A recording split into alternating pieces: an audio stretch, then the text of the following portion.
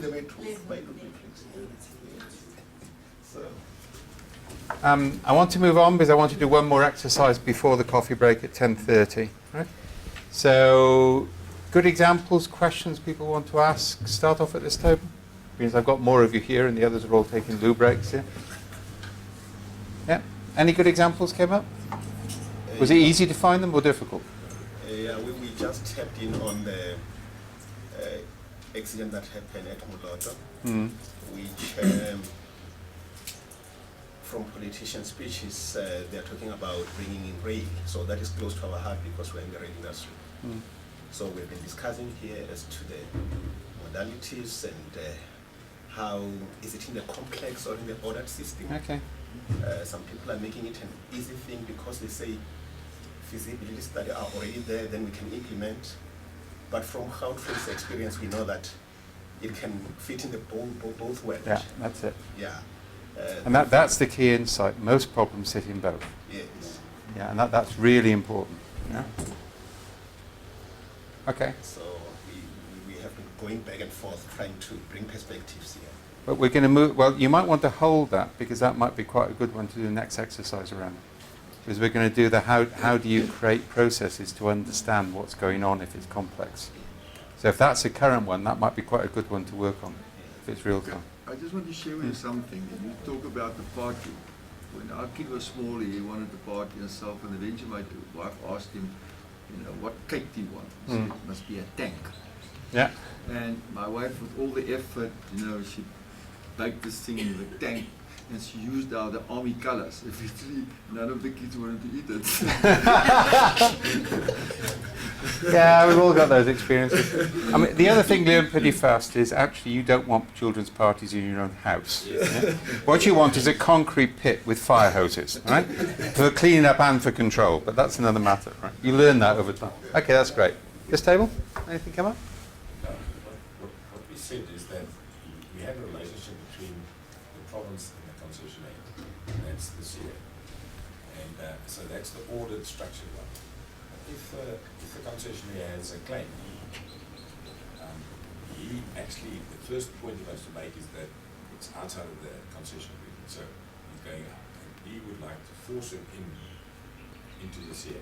But if he goes out of it, is that a structured one or is it a chaotic or is it a complex problem? It sounds like it's complex. And what we've done, we've tried to solve it with scenarios. We've tried to work out scenarios. We can't get to what do you want to measure, how do you measure it, and what do you amplify, what don't you amplify. So it becomes, it just shows that the practice is more difficult than the theory. Right, I'll talk about what's called impact measurement tomorrow, which is how do you measure success without defining success in advance, which was actually originally developed for the Gates Foundation in Africa. So if you look at the development community, you need to allow local initiatives. But the trouble is you can't define what success would look until they do it. So you need different measurement techniques. But I'll talk about that tomorrow because it's important. Because there's lots of people who think complexity is just letting people do what the hell they want. Yeah. The trouble is spontaneous self-organization in human systems normally ends up as spontaneous combustion. The reality is you have to manage a complex system with more discipline. Yeah? So one of the issues is the measurement system then becomes key. You want a constraint-based measurement system which allows autonomy within constraints but triggers an alert when people cross the boundaries. Yeah, so we'll talk a bit more about that tomorrow, but we'll do something on that now. Okay, so those are two good examples those groups can develop when we go on to the next one. This one? Yeah. I'm listening. Right. I think the problem that we picked up was more in the procurement. Yeah. We had recently a tender that we issued, but did not get a suitable service provider. I think what we realized is that we've put our order strict rules to a complex requirement for a brand evaluation. We could not get suitable service providers because we were not structured and we don't have this is an order clear process that we only to find it. Yeah, just to give a person, we actually got to the point when I was in IBM, we started to not tender for government contracts. exactly the other problem. We went to government and said we're not going to tender for this because the constraints are such. It's not, the cost of sale is too high. We're not doing it anymore. But, yeah. And then you also end up buying stuff almost more expensive than what you can buy. Yeah, you do, because not enough people tender, and you have to buy on best offer, even though you know the other person is better, but you actually didn't put that into the criteria on the selection, and you get some crazy stuff. All right. The trouble is, people then game it. So I've won 2 contracts in Europe where I wrote the bid. So kind of like there's informal deals by which, and that's how people get around it. Now the trouble is, in order to make the systems work, people have to break the rules. Then that actually introduces a bad habit. So give an IBM example. IBM is the world's largest bureaucracy. If you think any government is bureaucratic, go and work for IBM, all right? Then you just feel it was dynamic in comparison. So they decided we weren't allowed to buy food for staff if we kept them working late at night. They just banned it. So some of us said, well, what do we do at 3 o'clock in the morning where the only thing you can do, you've got to get a client live system at 7 a.m. and they need to stay awake, so I've got to buy them pizza and Coke, and I did mean the drink, just to be clear on this, all right? So it links up. And they said, oh, well, I suppose that's reasonable. If you ask permission in advance, yes, you can do it. And we said, well, how do we ask permission in advance for a crisis where we've kept the staff up because the system isn't live? And then you could see the bureaucracy working, and they did, they don't like this. This is not planned. They said, okay, you can get it after the event, but only if you ask for country general manager approval. Now this is code in IBM for your expense request will disappear into the void and might come back with queries 3 years later if you're lucky, right? I mean, that's the way it works.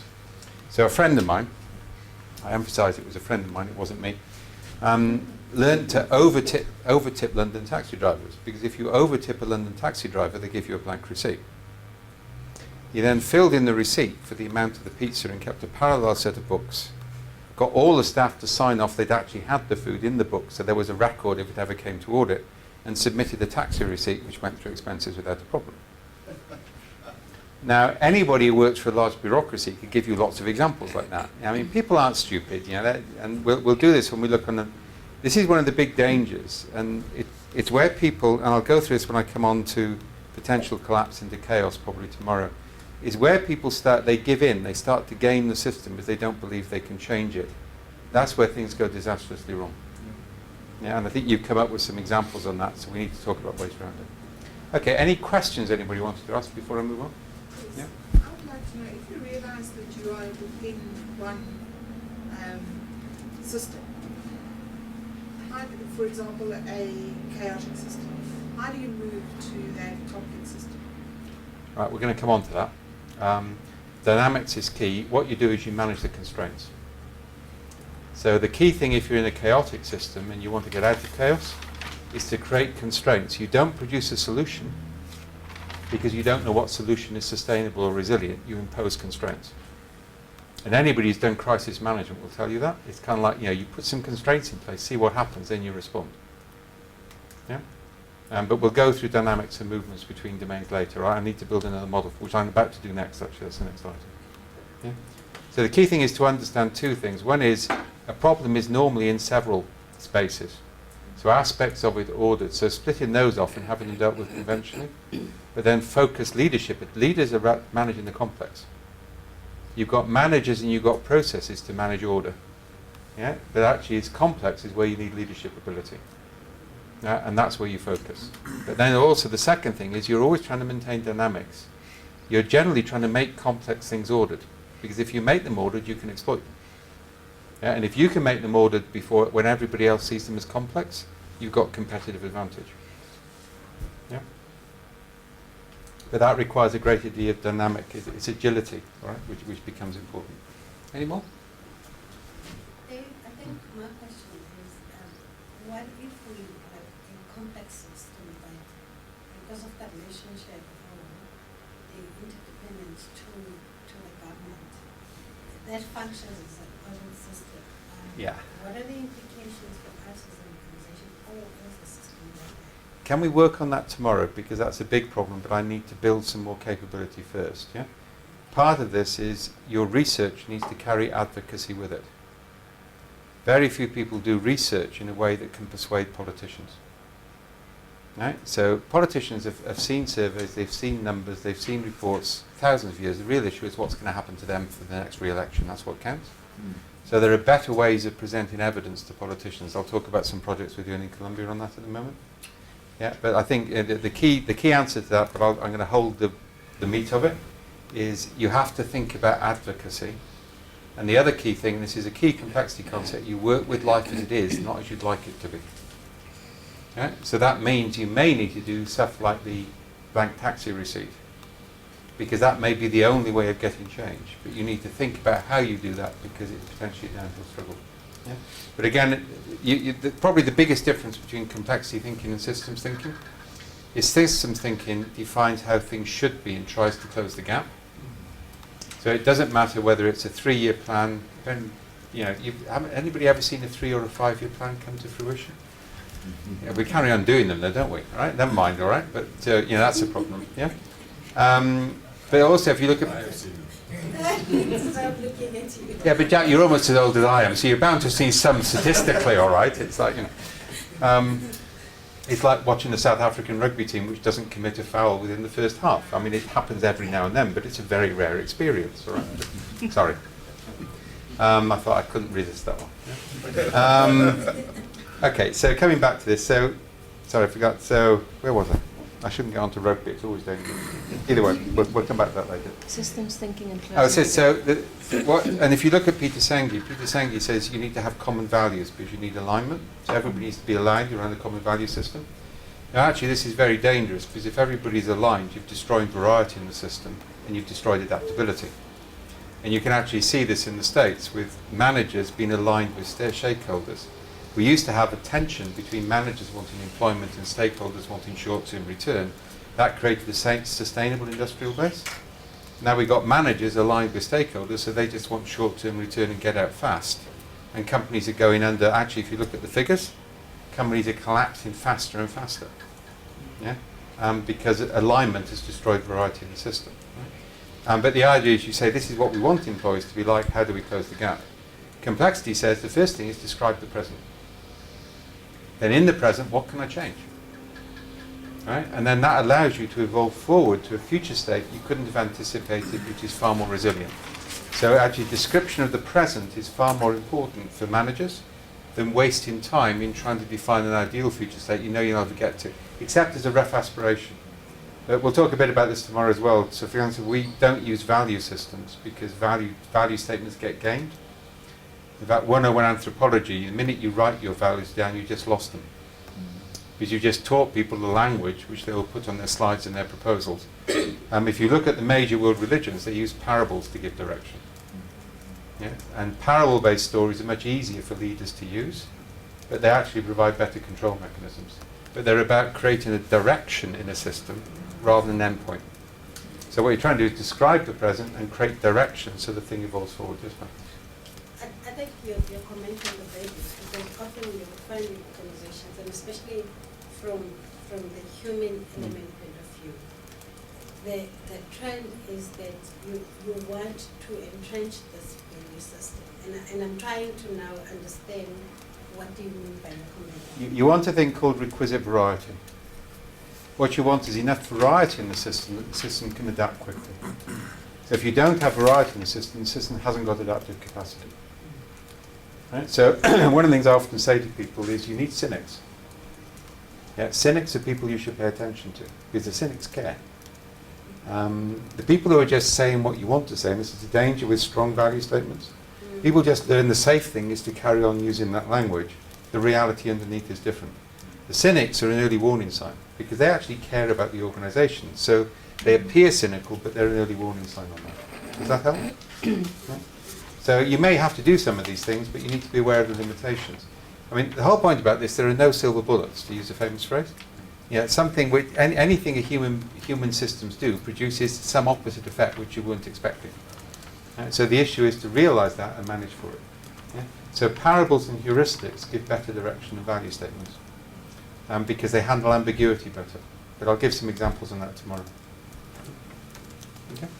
So a lot of this stuff is, you'll find most of this stuff is easy if you think about managing friends and families, and more difficult if you think about management education. Yeah? Now my argument is friends and families are closer to employees than management education. And actually what we're now doing is we're getting some science behind this. We're starting to understand what actually good people have already understood, that you manage variety. Most of the good leaders I know have maintained a couple of mavericks. They kept a couple of pet mavericks they give top cover to. Yeah? I've been the beneficiary of this 3 times in my career. When I joined IBM, I had to have a bonus scheme, personal development plan. And my boss, who was a very wise vice president, he said, if you do your job properly, because we were making IBM a services company, not a manufacturing company, something which we'll talk about tomorrow as well, because you need to think about yourselves as a services company, not an engineering company. Yeah, and that's and it's a very difficult transition to make, because engineering, and IBM was an engineering company, they think in terms of product. Yeah, and services is a very different concept, so we'll build towards that tomorrow. I need to make sure I summarize that when we get there. So in my first year, he said, well, if you do this, you can really upset some powerful people. And he said, you've got to have a measurable bonus scheme. So I got $3,000 every time a director of IBM demanded in writing I was fired. And $5,000 every time a vice president demanded I was writing I was fired. And it got through personnel because it was measurable, right? I overachieved on the bonus. And just to be clear, Ginny Rabetti, who's the current CEO of IBM, I earned $15,000 from her in my first year because she 3 times demanded I was fired, which probably explains why I'm not in IBM anymore. But that's another matter. But the point is, that guy was extremely successful. He always had 2 or 3 pet mavericks who disrupted things, and he monitored the disruption. When I did the leadership training with the top 300 in IBM for Luke Gersler, he said, provoke the hell out of them. I'm just going to sit and watch who can code. Yeah, and he was looking for the people who could think differently. And the only way you find that is by provoking people, and actually you call it out. I'm pretty sure you did that to me the first time we met, actually. But that's, I thought so. All right. That was a call. All right. Yeah. So the principle is see how people respond when they think there's a safe route for them to follow, and then see where they stick to. There's all sorts of games. It's like when somebody new joins a company, you always tell them something which, if they're a gossip, they'll go and tell them somebody else. So tell them something which you can actually manage, and see how they cope. And most people who survive in big organizations learn tricks like that, because you need to understand the networks, otherwise it doesn't handle it. I probably shouldn't be teaching you some of this stuff. You should discover it for yourselves. But given the level you're at, you probably already discovered it anyway, so I'm just validating it. Okay, anybody ever driven around this? This is 12 miles north of where I live. Yeah? We call it the Magic Roundabout. And that's what it looks like from on top. But that's the same as the one in Paris. No. The Arc de Triomphe is a whole different thing. Yeah, but that's the big circle with 5 little wheel circles around it. That the is same concept. the basic concept. That actually has, you need to understand this, that actually, next to that, there's a football ground. There's the regional hospital, Intel's European headquarters, 3 financial companies' headquarters, 2 shopping malls, and a motorway exit, and it never ever jams up. It has the lowest accident rate of any junction in Europe per flow of traffic, and it never ever jams up. And the reason is it actually is a complex adaptive system. Because when you drive into it as a local, you just drive in roughly the direction you want to go, and you follow the weakest traffic signal, and it pops out. Now this has constraints, right? This is a civilized country, so we drive on the left-hand side of the road. And it's not South Africa, so we don't cross the white lines. I mean, if you don't know it, Italian drivers, this has been studied, all right? They follow flocking behavior when you go south of Naples. Flocking behavior is fly to the center of the flock, match speed, avoid collision. That's how Italian drivers drive. And I'm pretty sure South African drivers would drive the same way if you could go fast enough for the system to work, all right? But that's the cues. Either way, the point is when I come into this, I can't cross the white lines and I've got to go to the left. So those are the constraints. But within those constraints, I've got a lot of freedom of action. So the patterns of flow will change radically throughout the day. You've seen examples of this, like, for example, when people put a barrier by a fire exit. People flow out of the fire exit faster than if you just leave the entrance free. Sorry. Looking at that and also looked at Broadway, the whole basis of traffic was circle. And just wondering, in a situation like that, you see few cars and it looks quite ordered. But what happens when you're merging from all sides? You can actually look, this is Swindon's only tourist attraction. You need to realize that those of us who live in the Kennet Valley try and pretend Swindon doesn't exist. Yeah, so yeah, my view on Swindon is prejudice, but they actually have video. You can go on the webcam and you can see this at rush hour. And then you can buy T-shirts. I survived the Magic Roundabout. They're so sad. This is the only thing they've got to attract tourists with. Right? Sorry, they claim they've got a railway museum. That's a different matter. Actually, what actually happens if you see this at high traffic zones is you'll see a different pattern every day, but the flow is continuous. Yeah? Because the other thing is when people move into it, they slow down. So it automatically, remember I talked about the Dutch city? You're building a system which forces people to pay attention. Yeah? Rather than building a system which assumes that they won't. Now that is before anybody panics a sculpture in Tower Hamlets, but I've seen road junctions up the Hudson Valley which are very similar to this. Yeah? So that's an example of an engineer on speed who's decided they can work out what the optimal flow pattern is, and they built the system and they've simulated it works. That's an example of an organic approach. And the way they built this, by the way, is originally it was mini roundabouts and a big roundabout. And they realised it worked, but not perfectly. So they cleared the whole area, and they moved concrete barriers around, experimenting with different configurations for 2 years, until they had a configuration which worked. Then they mapped it on the street. Now the cost of doing that, compared with the cost of designing it, was very low. And you start to see a complex adaptive systems in operation. Right? So things involving, for example, passenger behaviour and flow. This is where you start to play with the constraint structures, see what patterns emerge, because you can't know them in advance. You can do a lot with simulation, but just as correlation doesn't lead to causation, simulation doesn't lead to prediction. I can simulate the way that birds fly around in the sky, but I can't predict whether they'll go to the right or the left of the mountain the next time, and where they go will be very significant. Yeah? Okay, so that's an example of what we call distributed cognition. What you're trying to do is to have constraints, but then allow effectively freedom of movement within the constraints. And the more complex the problem, actually the more freedom of movement you've got to allow, but then you progressively increase the constraints, see if you can make it ordered. If it doesn't work, you relax the constraints again. And the danger is, this has always been a danger, is single approaches. And I would argue for the last 30 or 40 years, and I remember big comments, I actually taught strategy with Peter Drucker twice, all right, which are sort of seminal moments in my career. It was very early on when I was apprenticed. I actually think there's a lot in common between the stuff we're talking about now and what was called scientific management back in the 60s and 70s, and less in common with systems thinking. Because scientific management said you order things that you can, but you have apprentice schemes, you have managers, people make judgments. What we started to do in the 80s was try and replace human beings with processes and computers. Right? Now the reality is human judgment is key. Right? So building systems that allow human judgment of both managerial and worker behaviour is vital, and respecting the judgment that passengers and citizens make, but managing the constraint and the flow creates a more sustainable ecology, that ecology word again as you go through. So the idea that there's one right way of managing, and I think the trouble is the big consultancies have perpetuated this for the past 30 or 40 years across multiple fads. So we have process re-engineering. Yeah? And then we had what I fondly call Six Sigma. Anybody, have you got Six Sigma yet? Yeah, well, that's I'd sort of be extreme at time. Business process re-engineering with the worst aspects of American Bible Belt fundamentalism added onto it for good measure. It's a cult, and the high priests of the cult get different coloured belts which indicate their status in the cult. And if you get a black belt, you're exempt from doing any real work, because your job is to impose cult discipline on everybody else who does. Yeah? That's an extreme comment, but just to pull back a bit, 3M abandoned Six Sigma in all by core manufacturing because it was quote-unquote destroying their capacity to innovate.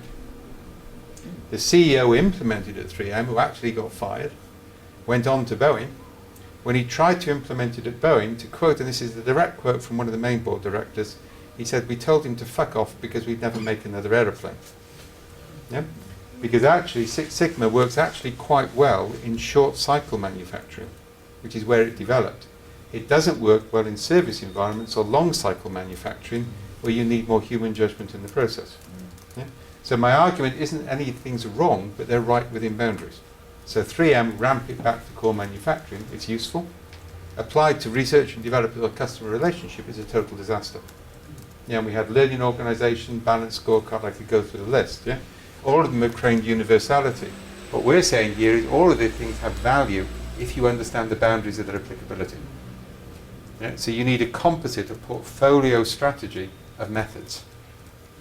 Yeah? And different things work in different spaces, so the awareness of which space you're in is key. Now with that, we get to the Canavian framework.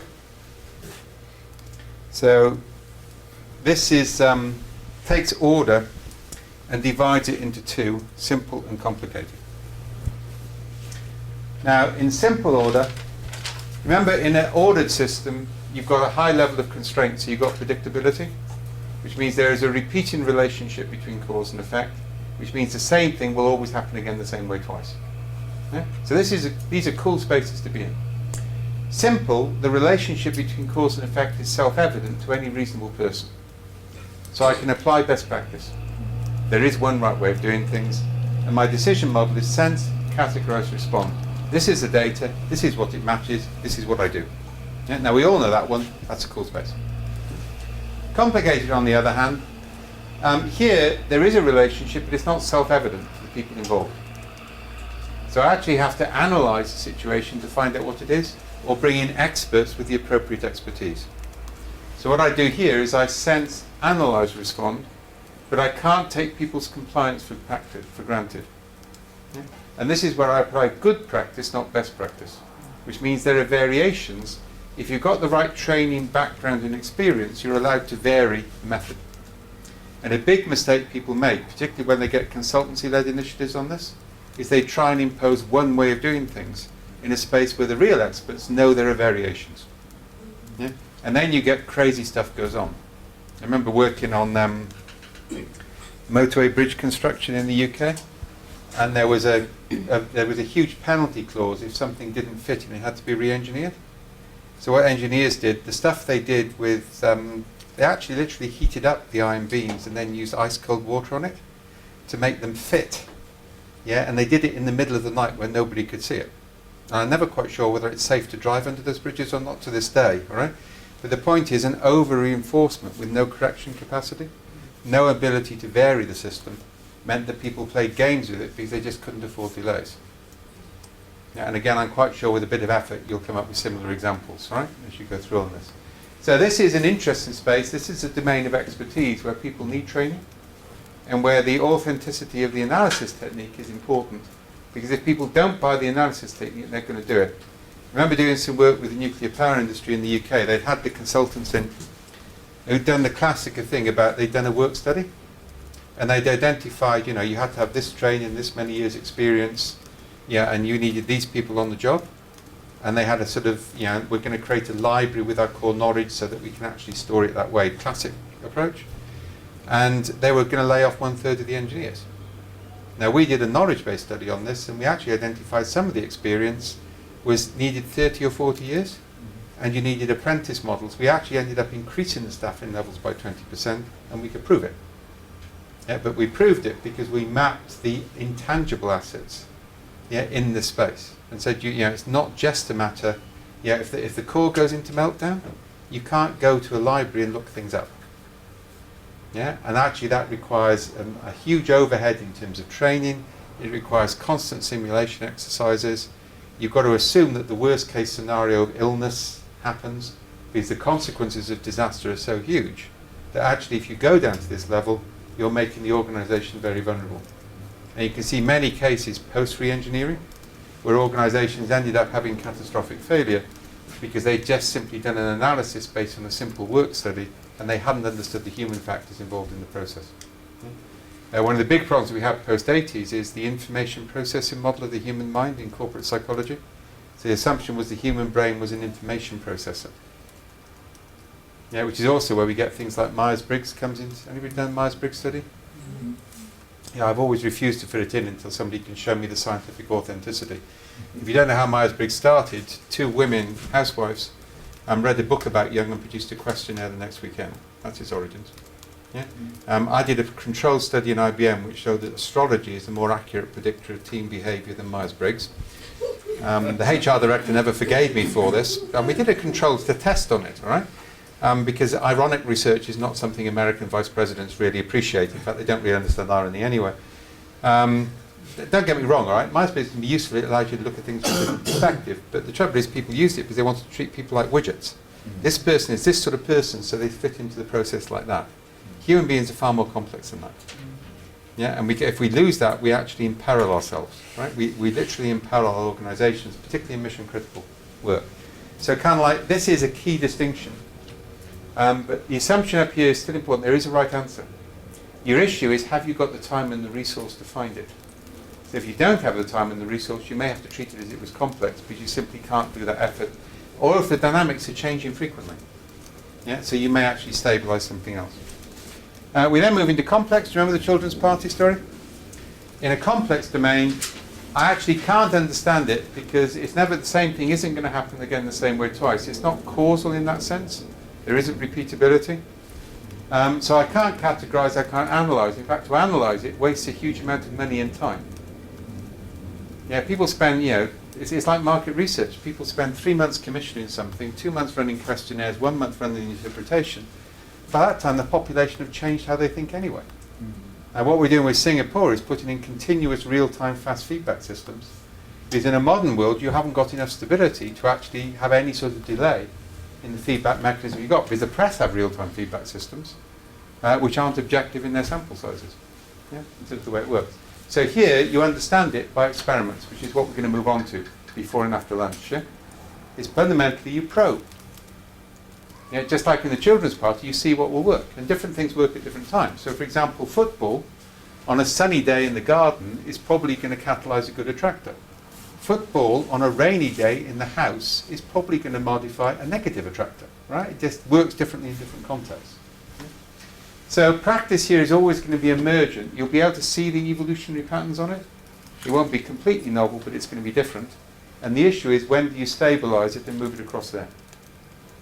Yeah, so if you're doing something radically new, particularly in social engineering, you can't afford to deal with it over here. You've got to deal with it over here. Because what will work will only be discovered through experimentation. And the good news is that's cheaper. Moving into very fast safe-to-fail experiments is significantly cheaper in time and resource, including money, than actually trying to get the first time right. But we say it's a shift from fail-safe design to safe-to-fail experimentation. And then finally, a chaotic system, where what I actually do is act, sense, respond. So here, if I fall into this as a crisis, I have to do something quickly to get the hell out of there. But entered deliberately, it has huge power. But it has to be deliberative. This space here is important as well. This is called disorder. That's the state of not knowing which of the domains you're in, which is where most people are most of the time. The trouble is, if you're here, then people who have a bureaucratic background will assume the solution to every problem is a process, an enforcement of the process. Experts will always claim they didn't give enough money or time to come up with the right answer. Engineers are prone to that diagnostic of any problem. Politicians are actually really good over here. They kind of like know there isn't the right answer, and what they need to have is lots of conversations with lots of people and see what's sustainable. They also know that what they say changes the space. Now that's actually very important for you as an organisation, right? Howtrain has a huge success record now. Therefore, what you say changes the space in which you're operating. When you were forming, it didn't. Right? So the key thing about this space is everything you do, which is an attempt at a diagnosis, is actually also going to change the space. So it's got to be designed as an intervention. And every intervention needs to be designed as a diagnostic. You can't say, I'll look at the problem, I'll analyse it, I'll come up with a solution. Because actually looking at the problem changes it. Yeah, it's Heisenberg's uncertainty principle, if you want a physics example. And finally, the bottom bit, this is the danger zone here. Because actually, if you think everything is simple and it's all neat and tidy, we've talked about this a lot now, that's when you fall over the edge into chaos. Because you've over-constrained the system which isn't naturally constrainable. On the surface it looks good. So this is actually a cliff. That's what that squiggle means. You fall off that boundary. And actually recovery is very hard. Yeah? Now that model is, that's the Harvard Business Review article, which I think we sent you in advance. Yeah. And I mean that was November 07. That's won 2 awards. It won the Academy of Management Award that year as the Best Practitioner paper. It's still the only Harvard article to have ever won an Academy of Management Award. Normally they don't talk with each other. The editor devoted the entire editorial to that, which hasn't happened again since. And it's just another one of those 50 most cited papers, right? So it's kind of like, it starts to define complexity for managers, right? But it's built around that fundamental model. Now the origin of the word Cynefin, I assume nobody here speaks Welsh? Although just to be clear, the double L sound in Welsh, the only other language in the world which has it is Zulu, which is an ironic link, right? It is, right? Double L sound, I think Llangollen. That appears in, it's the only other language in the world which has got is Zulu apparently, but I'm not a linguist. Right? The reason it's called that is that the literal translation of Cynefin is habitat or place. But nobody in Wales would use it for anything that trivial. What it actually means is the place of your multiple belongings. It's a sense of being rooted in many different paths which profoundly influence what you are, but of which you can only ever be partially aware. So it's a very good name for a complexity model. The reason the English don't have an equivalent, by the way, is they've never had a place of their own. They've only ever stolen other people's. And we haven't forgiven them for the 13th century yet, and we don't plan to anytime soon. Right? So either way, that's the name of the framework, right? It's pronounced Cynefin. And no Afrikaner speaker can complain about Welsh pronunciation, all right? Just to make it clear on this, all right? In terms of the way it works. Welsh is actually phonetic, so once you understand it, it's easy. We've got a different alphabet. Yeah? Okay, so that's the Cynefin framework. So what I've done is I've taken 3 basic systems, yeah? Ordered, complex, and chaos, which comes from raw science. But I said humans, we have to split order into 2. If the order isn't self-evident, we have to do something to buy people in. And we got this space of disorder, not knowing where we are. Yeah? And one of the reasons for that is whereas the whole of nature exists over here, human beings have learned how to operate here. And kind of like we need to exploit our ability to create order, because it's uniquely human. We change our world. Yeah? I'll come back on some of this tomorrow, but if you don't know, humans are the only animal where the brain evolution continues after birth. It's actually one of the reasons why the woman's womb is the size it is, because the brain needs social evolution. All other mammals, the brain is complete when it comes out of the room. Human beings, we continue to evolve for 2 years. So the social interactions around our early stage development are key because they're part of our cognitive development. And if you didn't know it, culture can change biology within 1 to 2 generations. Yeah, it's exogenesis. It's the chemicals which activate or deactivate DNA. So for example, if you allow racism to persist for 2 or 3 generations, it's biological, it's not a conscious choice anymore. Which is why changing it is far more difficult. But exactly the same applies to corporate culture, organizational culture. Yeah, you need to think about this, and it gets accelerated in organizations because of the amount of interaction. So that's the Cynefin framework. This is a fundamental decision model. It says kind of like the first thing you need to do is which space you're in.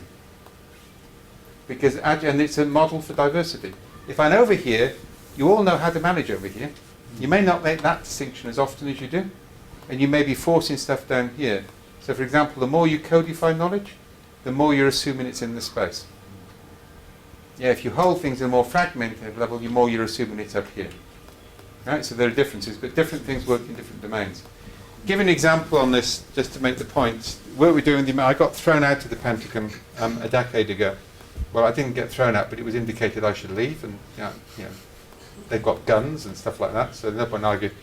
Because I said they had the best method I knew for knowledge capture. They captured stories in the field, in combat. But I said you got the worst method I know for knowledge distribution, because then you hand those over to Tradoc, who then synthesize them into doctrine and best practice, and nobody will use it. And 5 years later, I got called back in by one of the generals who'd expelled me. I like American generals because they know they're at war, therefore they couldn't care less if they got something wrong. If they got something wrong and you were right, they'll have a conversation with you because people they know are dying. Yeah, so they're more open to change. So I got called back in. This is Sorensen, who was 3-star, and he said, "You were right. The only thing which worked in Iraq was platoon commanders blogging. Nobody read doctrine." Yeah, because in the field under fire, people wanted stories of other people like them, and they would invest a lot of time in that because it gave them survival capability. So now they want what's called narrative enhanced doctrine. So best practice documents now become 1 or 2 pages, not a document, with lots of hot links to stories from people doing the work in the field. Because the stories provide rich context, which make the documents easier to understand. And again, you can see a lot of mistakes, because what people have been trying to do is to drive management into this domain. Yeah, and the trouble is then that's where you get strategic surprise, because you think you've got everything ordered and actually you haven't. Yeah? Okay, so what I now want to do is to move on, right? But it's coffee time. What we're going to do after coffee is the key thing that we do here is if we've got a problem over here, we construct a single project to solve the problem. If we've got a problem over here, we construct multiple parallel experiments to see what solutions are sustainable. That's the switch from fail-safe design to safe-to-fail experimentation. That's also massive strategic conflict resolution, because conflict you'll find is always in this domain, and it's because the evidence supports competing hypotheses. So trying to resolve it conventionally is never going to work. Somebody's going to lose out, and you're actually, if you're right, it's by luck, not by design. Okay? So we'll come back at 11 o'clock. That gives you 25 minutes to do the mobile phones and all the other stuff, and have some relaxed coffee. 11 o'clock we'll start again, and I'll move you after I've given you some principles. I want you to design safe-to-fail interventions around a future complex problem. So it can be one which is current or one in the future, but it can't be one where you already know the answer. Okay, so I want a current or a future problem which is definitely complex, and that's what I want each team to focus on. Okay? Now, you can talk about it amongst yourselves. If you want to agree one problem on all three tables, that would be perfect from my point of view. But if you're all working on problems in parallel, the contrast would be greater, but I'll happily accept different tables working different things. Jack, I'll defer to you on that one. Yeah, your call. But if you can have that conversation over coffee, so when we come up, we know what we're working on. Okay? Go.